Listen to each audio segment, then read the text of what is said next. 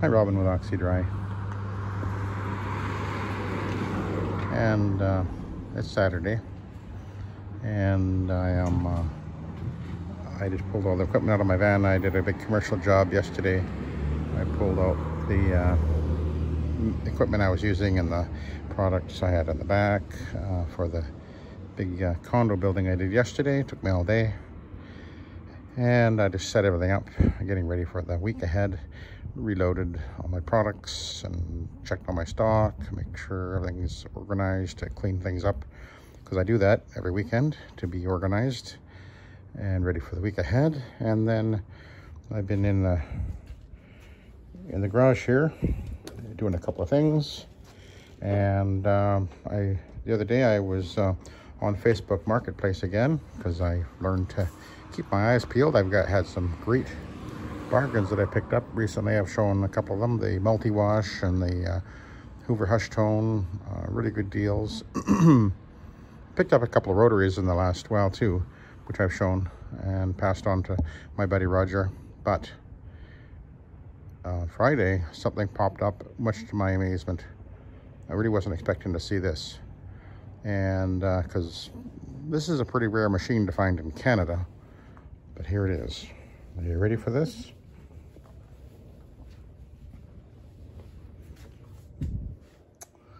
Yes, that's a Challenger.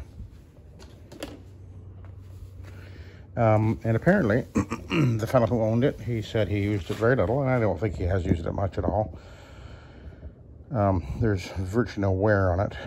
He's been a little bit rough on it, there's scratches and scuffs, but no real evidence of actual wear and tear to speak of. And it runs fine. Well, I'll show you that in a minute. But before we go into me running it, I wanted to show, I'll give you a review of this thing. I actually had considered picking one up about a year or so ago. I've been curious about them. You know, they've been around a long time. But there's an interesting story about this machine, and the way I understand it, and you know, correct me if I'm wrong in the comments, but I understand that what occurred was that this machine, I believe, was a copy of the first machine that John Gerkink at Trinity Renewal Systems, or TRS as they're now called, I guess. The story I understand was that he was the first one to basically come out with an OP machine that was being retailed, you know, sold to us carpet cleaners. I'm not sure if it was him or if it was Clark Lancaster at Orbitech. This is an Orbitech right here. We're going to talk about that in a sec. But either one, it was either Clark Lancaster who made and sold the first one, or John Gerkink at Trinity. I'm not sure, but and John's first machine, I think, was what he called the Old Blue. And I remember watching his videos way back when. And it was kind of funny because he always said that to get the machine moving, he had to kind of give it a little kick. Well, when he turned it on, because it was, I guess maybe it was only a half horsepower. I'm not sure. I remember it had little tiny wheels on the back. And that was the first machine that he made. But what happened, as I understand, was that he had a guy working for him. I guess he was making the machines and he was selling his machines, and then this guy quit or was fired. I don't know. But he went off, and next thing you know, the Challenger came on the market. And it was basically a kind of a copy of the Old Blue machine, with maybe a couple of improvements. I think the wheels were a bit better and a couple of other things.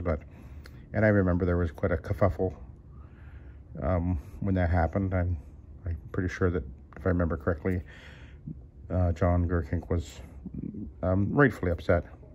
This guy had kind of taken what John was doing and kind of copied it and came up with the Challenger. But anyway, that was, I guess, about 15 years ago maybe or so. I'm not sure exactly how long ago it was. I think actually John, I think it was in the 80s he first started building his machines. I'm not sure. I don't know the exact timing of things, but anyway, the thing about it is, this machine, when it came out, this is the machine. It hasn't changed. I don't think it's changed at all since the original machine came out, and since then things have, well, considerably improved. as we'll see over there. But we're going to go over this machine here first. My impression of it, when I saw it, I was actually hesitant to buy it. And for your information, I did get it for $1,000. Plus, I got about 40 pads. Most of them are the Challenger pads, which I'll talk about that in a minute, because we're going to compare them with a couple of other manufacturers' pads as well.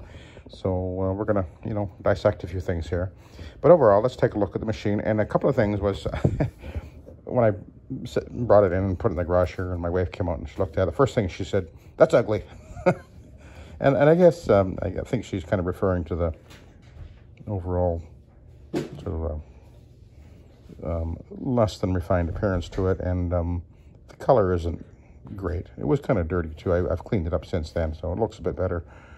And then when I showed her the pad driver here, she thought that was pretty funny and said that looks like 1920s technology, which it does, I guess. Yeah, and I'll show you that in a sec. But let's go over the machine itself. It seems to be quite solidly made. When you release the handle, you would put your foot down here and release the catch, and then away you go. I won't turn it on right now because I've got the pad driver on it. And so this works well. It seems to be, well made down here, good welds. It's got a pivot point here, and then the pivot point for the handle is right here. Seems to be pretty stout looking. The actual frame here is pretty thin metal, and I know the very first time I actually saw videos of one of these machines being used, the individual who was using it had had it for some time, and it was absolutely filthy and really rusty, and he was saying how it was dropping pieces of rust all over the place, and anyway, that was what he was doing, and the thing was covered in crap. And I remember commenting about it, and then he got all upset at me, like, "Go away." Don't be negative. I'm like, "Come on, man," I said, "clean your machine for crying out loud." But anyway, I think it's a pretty simple machine. It's obviously just got a simple shaft that goes down there and into the counterweight and the big bearing, and away it goes. And we'll talk about that in a sec. "What are you doing on there?" Silly little girl. That's usually sitting in the living room so they can hop up onto the chest in front of the window and bark at things. Anyway, back to the machine. It has a good stout handle, and the arrangement up here seems to be pretty cool, I think. Well made. It has, oh, I don't want to, I'll turn it on here. I'll do it this way. There's, you push this button in right here, and then, so push it in, and then the handle. Oh, interesting. Shouldn't have dropped down like that, but it was shaking pretty hard. Okay, don't want to do that. I'll put the pad driver on in a sec, and then we'll turn it on. The other thing was, and of course, there's a hook here for wrapping your cord around, and a handle here to pick it up, and that's quite handy. There's a fair amount of play in the this mechanism here. And one thing I noticed when I was rolling it around a little bit is, as you would roll it around and you go over something, you can really feel that sort of flexes. So I can see that if you're rolling it in and out of houses, that would be a wear point. And then, oh, the other thing is, on the website, it does say, their website, it does say that this is powder coated. But I was cleaning it off, and there was what appeared to be maybe the paint or something on it here, and I used some VDS, which I find works really well at removing any thing like that. And I find that really surprising, because I can rub on any, like this machine right here, or even on that machine, even though that's powder coated actually, and even on my rotary machine, and I don't get anything transferring off. So I'm a little surprised to see that. I'm not sure. I always thought that powder coating, was pretty much impervious. So that's a little bit of a surprise to see that. I'm not sure what that means exactly, other than I don't know. Is this a different type of powder coating, or is it not powder coating? It says it's powder coated on the website, so I'm surprised to see that. Anyway, Oh, okay. Now the next thing is, put this back here. And, oh, okay. Yes, that was the next thing I was going to mention. Not impressed with the bumper at all. That's like, oh, interesting. I didn't even notice that. Look at that, the gap there. Interesting. I think this to me seems really cheesy. And, you know, for a machine that's been getting manufactured and sold for as many years as this has, they haven't changed anything from the original design, I don't think. Whereas, well, we'll compare to that one in a minute. And anyway, that didn't impress me.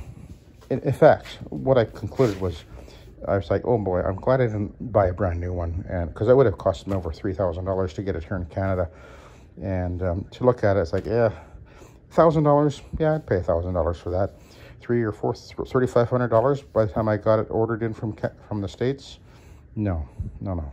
Because I paid just over $4,000 for this, which we'll get to in a minute, which is a far more advanced machine. And then the other thing was the pad driver. It's made of plywood. And I knew that, actually. I needed to know that, but to actually see it, to see how they put this together, it works, but it's Mickey Mouse compared to the simplicity of this, which is basically the same design, actually. You can see it's got the cup in the middle there. Like this, see that? Same thing. Huh. What do you know? It's the same thing as is on the Oric. Where's my Oric? Here, look at this.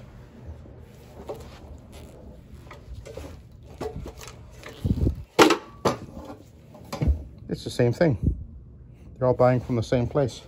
I got one sitting up here, I think. Yeah, there we go.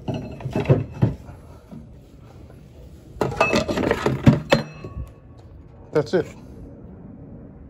This is exactly the same thing. That's for my Orbitech machine, which is exactly the same as this. Huh.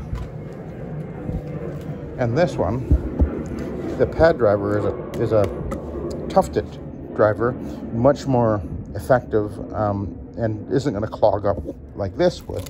You put cotton on this thing and it clogs up in no time flat.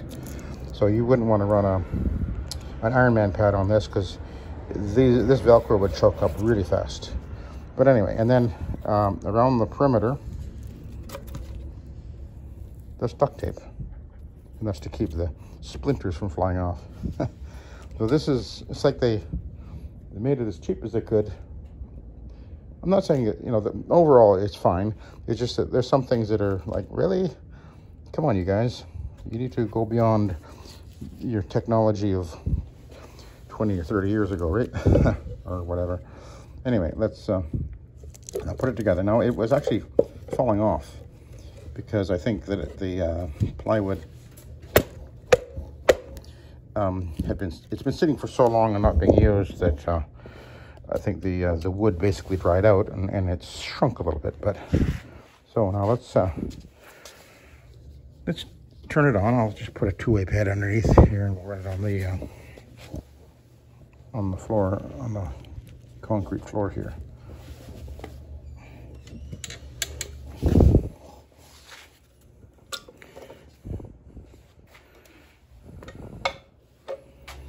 Okay, so we'll there's the safety and then the switch.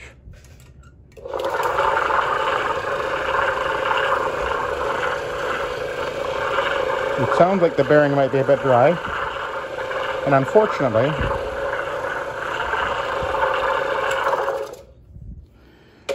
the cup thing on the bottom there's 4 screws holding it in place, and I wanted to open it up, take a look at it, and I got 3 of them off. And they're Allen wrench. On the 4th one, they were on there so hard. I'm sure that's been Loctited. They used Loctite, and the 4th one, it's spun in place. So I got a stripped screw or whatever bolt, and in order to get that off of there, I'm going to have to drill out that screw and then pull it off. I mean, I think it'll work fine, at least for a while, even if it is a bit dry. Maybe it just needs to run for a bit. Who knows? But anyway, so my overall impression was I don't think I paid more than I should have paid, but I'm glad I didn't pay for a new one, because I could see that, you know, the way they started making it, you know, whenever they started making it 15, 20 years ago or whatever. I guess it was earlier than that. I don't know how long ago. Anyway, it's been around a long time. Oh, one more thing I just wanted to show you here. That cap that you see on top of the motor is not originally on this motor, but there's a reset for the motor, a fuse that'll trip if it overheats or whatever. And in order to get at that, you have to undo 2 screws and that cap comes off. Inconvenient, but not a big deal. So let's compare it with this. Actually, no, let's go to this one next. This is was actually, this basic machine was designed at about the same time. This is the Orbitech.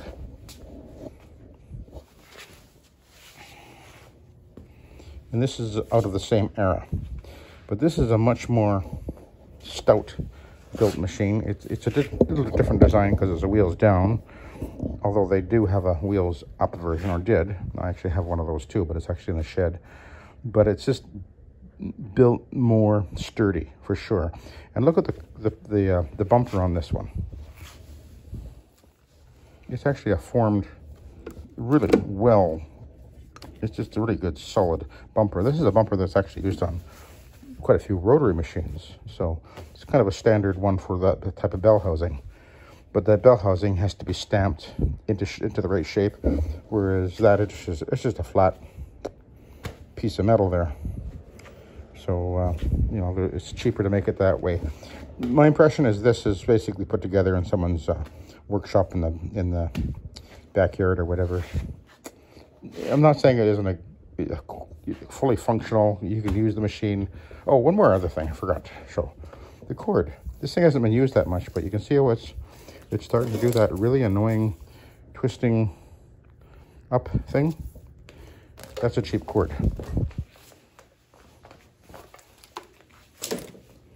Not impressive. Anyway, I gotta remember to not lose this. Belongs in the van. So let's talk a little bit about the vibe here. I mean, this thing just reeks quality, and the fit and finish is just phenomenal on this machine. It is a well-made machine. And now, of course, it does have the tank, and it has the wheels on the back. This is a wheels down machine. And that, by the way, is one of the drawbacks of this machine. Back when they first started making OP machines, this is what everybody was making. And then I'm not sure who made the first wheels down machine. I think it might have been an Orbitech. I'm not positive. But virtually everybody went away very quickly from the wheels up machines for some time, other than Challenger, who's only made the wheels up machine, and I don't think they ever made a wheels down machine. So this limits this machine, because although this is fine for a house, there's lots of guys that like using wheels up machines, whether it be the Trinity one or this one. When it comes to big commercial jobs like condo hallways, which I did yesterday, this would be an unbelievably hard work to do this all day long, because that's 66 pounds you're pushing back and forth, back and forth, back and forth. Whereas this machine, you just use it like a lawnmower.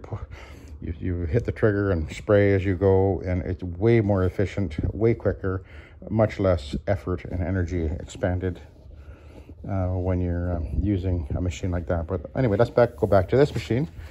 This is the Orbitech, and I'll lower it in place on the pad.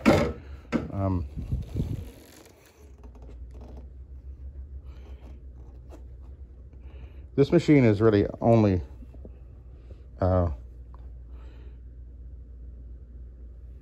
it's really only good for commercial work, and that's it. Really, it's really only what it's good for, because of the design of the handle, etc. I mean, you can use it in a house, but not a good idea. This is the wheels down version of it without the tank, which is basically the same thing. It just has the handle release on the front, and still it's not ideal for in-home, I don't think. But anyway, let's turn it on.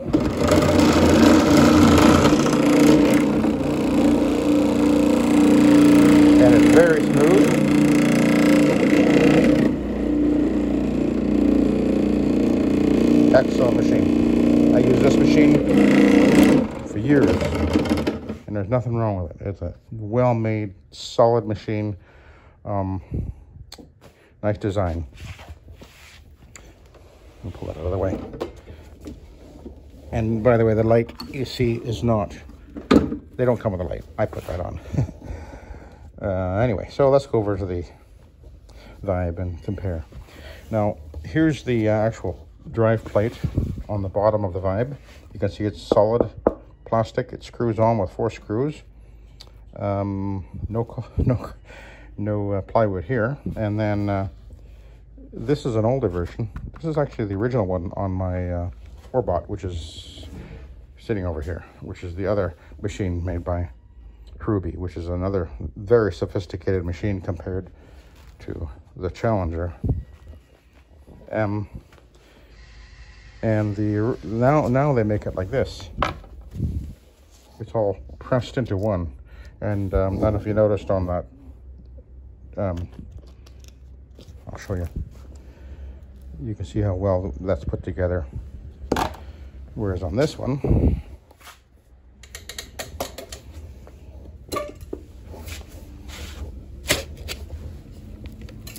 I don't know if I can pull it off of there now because I had a soaking. Oh, there it's coming. But you can see it hasn't been used all that much, and it's already peeling. See, it's peeling off the plywood. The plywood's not going to be a good surface for the glue to stick to. It just isn't going to work that well. Now look at that. I just realized they're stapled all around the edge. Anyway, over to the Vibe. Now the Vibe, of course, has the spray system and the tank. If you're going to use a machine for in-home cleaning and you want to use an OP, this is certainly an option.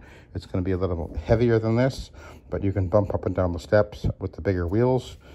It has, again, it's the spray system. This one has a light because I put a light on all my machines. I put that on there. But let's plug it in and turn it on.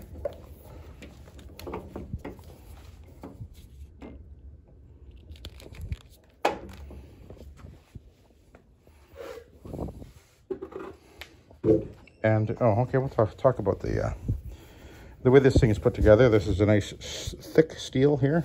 This is very thin. Well, okay, it actually is thick, but it's got this this strip around the outside here. Gaps all over the place. Anyway, the bumper is kind of incorporated into the bottom machine. Here's the pad driver. You can see the counterweight down here, down there a little bit. And let's turn it on.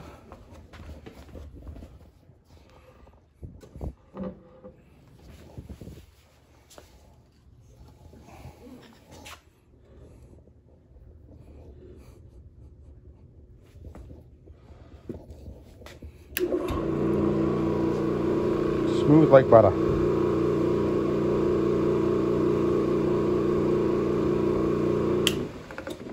So the manufacturers basically went away from the wheels up machines, although now you can buy wheels up machine from TRS or Trinity Renewal Systems. They sell, I think they call it the Champ, and some guys really like using, I think the other one is the Phoenix.